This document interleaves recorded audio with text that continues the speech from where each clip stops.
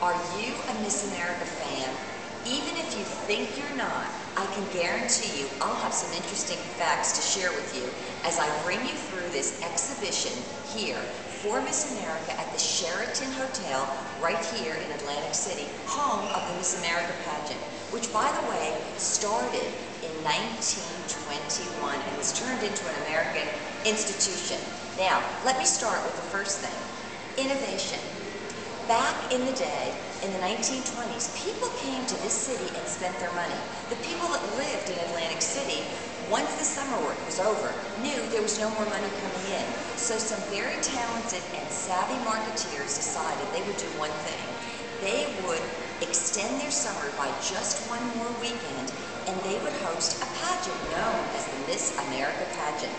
Believe it or not, the pageant started out in 1921. The original winner was only 16 years old. And come and take a look at her. Did she not typify the era of the 20s, wearing a flapper girl outfit? This was the original crown, and you could see that she looked like she was typifying later Lady Liberty. 10 years later, we have a second winner. A little bit more sophisticated, a little bit older, and this woman, who as it turns out was a blues singer, decided she was going to take her prom outfit and jazz it up a little bit and look like she belonged in King Arthur's court. Look what happened by 1943. We find ourselves in the middle of World War II. It's such an era of conservatism, and this is the era when suddenly Miss America's pageant became a scholarship pageant, so it was no longer just grace and beauty. We were adding something more to the mystique of the most beautiful young woman in America. And here she is in her ultra-conservative World War II outfit. Now, anybody remember anything of the 1950s, the era of the debutante? Is this not it? If any of you are old enough to remember, Lee Merriweather, the winner that year, went on to become a very famous actress in TV. She was Perry Mason's secretary, and didn't she look like the very pristine 1950s debutante? Now, we're going to move on to just two more because I think you might find it interesting to see how each decade brings something new to the table. This is the year 1967. Our winner that year was busy wearing her white pumps. Do you remember the long kid gloves?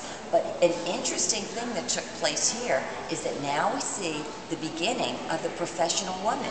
This woman went on to become a very famous newscaster in the state of Dallas. And finally, this is the end of kind of my era.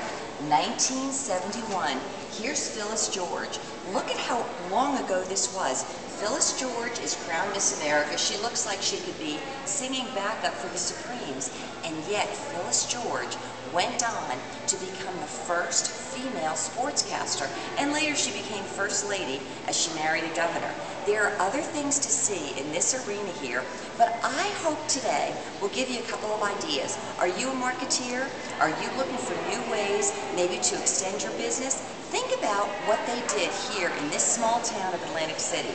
Secondly, are you someone involved in fashion?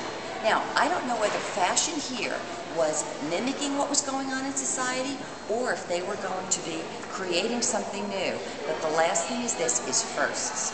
Somehow, not only the idea of Miss America was a first, but so were a number of these women. They became first in the way in which we would look at the new and more popularized version of what was the preeminent idea of a young woman here in America, known as Miss America. Hope it gives you all something fun to think about. If you ever come to Atlantic City, come and visit it. You'll see some other things as well. Take care. This has been Maura with Maura4u and Miss America as well. Bye-bye.